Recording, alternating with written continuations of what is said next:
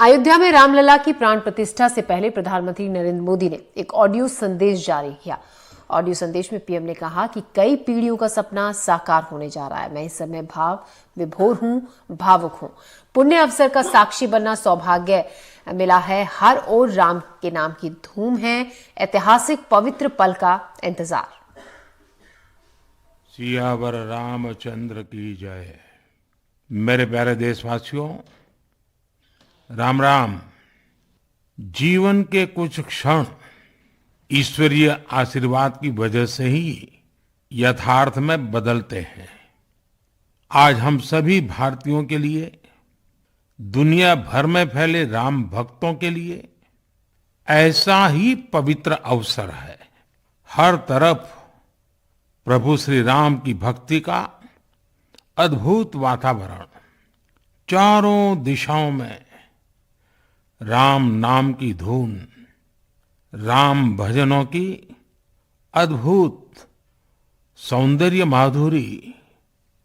हर किसी को इंतजार है 22 जनवरी का, उस ऐतिहासिक पवित्र पल का। और अब अयोध्या में रामलला की प्राण प्रतिष्ठा में केवल 11 दिन ही बचे हैं। मेरा सौभाग्य है कि मुझे भी इस पुण्य अवसर का साक्षी बनने का अवसर मिल रहा है। ये मेरे लिए कल्पनातीत अनुभूतियों का समय है। मैं भावुक हूं, भाव विह्वल हूं। मैं पहली बार जीवन में इस तरह के मनोभाव से गुजर रहा हूं। मैं एक अलग ही भाव भक्ति की अनुभूति कर रहा हूं। मेरे अंतर मन की ये भाव यात्रा मेरे लिए अभिव्यक्ति का नहीं, अनुभूति का अवसर है। चाहते हुए भी मैं इसकी गहनता, व्यापकता और तीव्रता को शब्दों में बांध नहीं पा रहा हूं।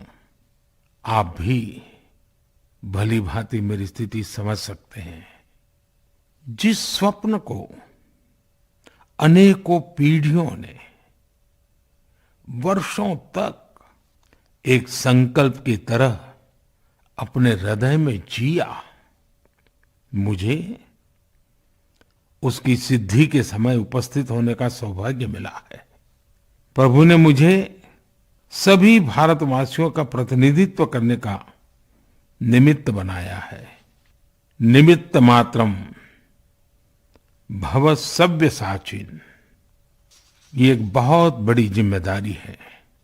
जैसा हमारे शास्त्रों में भी कहा गया है, हमें ईश्वर के यज्ञ के लिए, आराधना के लिए स्वयं में भी दैवीय चेतना जागृत करनी होती है।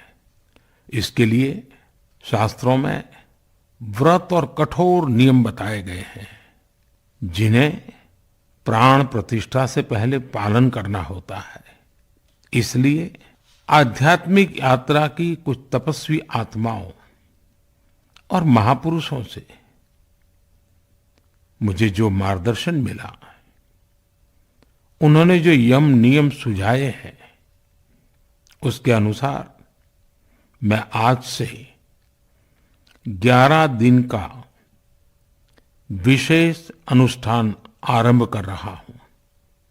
इस पवित्र अवसर पर मैं परमात्मा के श्री चरणों में प्रार्थना करता हूं, ऋषियों, मुनियों, तपस्वियों का पुण्य स्मरण करता हूं और जनता जनार्दन, जो ईश्वर का रूप है, उनसे प्रार्थना करता हूं कि आप मुझे आशीर्वाद दें, ताकि मन से, वचन से, कर्म से मेरी तरफ से कोई कमी ना रहे।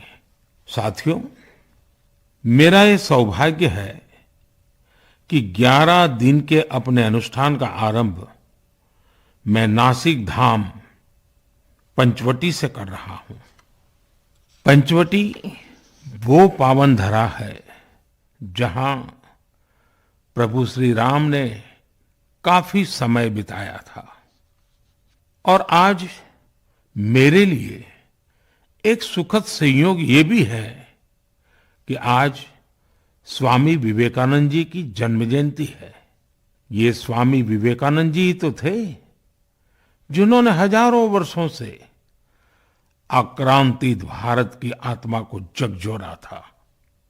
आज वही आत्मविश्वास भव्य राम मंदिर के रूप में हमारी पहचान बनकर सबके सामने है। और सोने पर सुहागा देखिए, आज माता जीजाबाई जी की जन्म जयंती है। माता जीजाबाई जिन्होंने छत्रपति शिवाजी महाराज के रूप में एक महामानव को जन्म दिया था। आज हम अपने भारत को जिस अक्षुण्ण रूप में देख रहे हैं, इसमें माता जीजाबाई जी का बहुत बड़ा योगदान है। और साथियों, जब मैं माता जीजाबाई का पुण्य स्मरण कर रहा हूं तो सहज रूप से मुझे अपनी मां की याद आना बहुत स्वाभाविक है। मेरी मां जीवन के अंत तक माला जपते हुए सीताराम का ही नाम भजा करती थी। साथियों, प्राण प्रतिष्ठा की मंगल घड़ी, चराचर सृष्टि का वो चैतन्य पल, आध्यात्मिक अनुभूति का वो अवसर, गर्भगृह में उस पल क्या कुछ नहीं होगा। साथियों, शरीर के रूप में तो मैं उस पवित्र पल का साक्षी बनूंगा ही, लेकिन मेरे मन में, मेरे हृदय के हर स्पंदन में 140 करोड़ भारतीय मेरे साथ होंगे। आप मेरे साथ होंगे, हर राम भक्त मेरे साथ होगा और वो चैतन्य पल हम सबकी साझी अनुभूति होगी।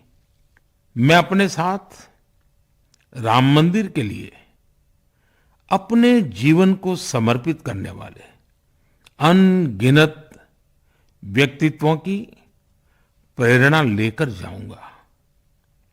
त्याग तपस्या की वो मूर्तियां, 500 साल का धैर्य, दीर्घ धैर्य का वो काल, अनगिनत त्याग और तपस्या की घटनाएं, दानियों की, बलिदानियों की गाथाएं, कितने ही लोग हैं जिनके नाम तक कोई नहीं जानता, लेकिन जिनके जीवन का एकमात्र ध्येय रहा है भव्य राम मंदिर का निर्माण। ऐसे असंख्य लोगों की स्मृतियां मेरे साथ होगी। जब 140 करोड़ देशवासी उस पल में मन से मेरे साथ जुड़ जाएंगे और जब मैं आपकी ऊर्जा को साथ लेकर गर्भगृह में प्रवेश करूंगा तो मुझे भी एहसास होगा कि मैं अकेला नहीं, आप सब भी मेरे साथ हैं। साथियों, ये 11 दिन व्यक्तिगत रूप से मेरे यम नियम तो है ही, लेकिन मेरे भाव विश्व में आप सब समाहित है। मेरी प्रार्थना है कि आप भी मन से मेरे साथ जुड़े रहें।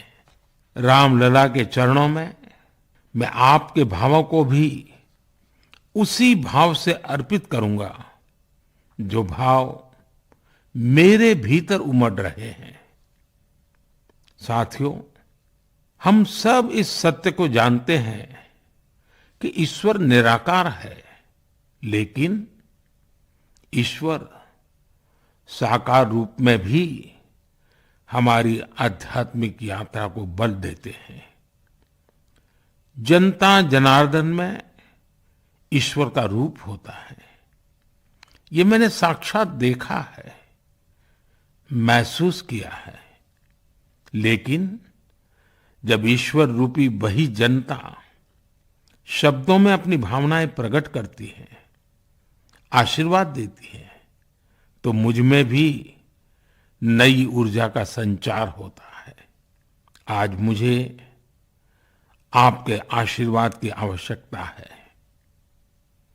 इसलिए मेरी प्रार्थना है कि शब्दों में, लिखित में अपनी भावनाएं जरूर प्रकट करें, मुझे आशीर्वाद जरूर दें। आपके आशीर्वाद का एक एक शब्द मेरे लिए शब्द नहीं, मंत्र है। मंत्र की शक्ति के तौर पर वो अवश्य काम करेगा। आप अपने शब्दों को, अपने भावों को नमो ऐप के माध्यम से सीधे मुझ तक पहुंचा सकते हैं।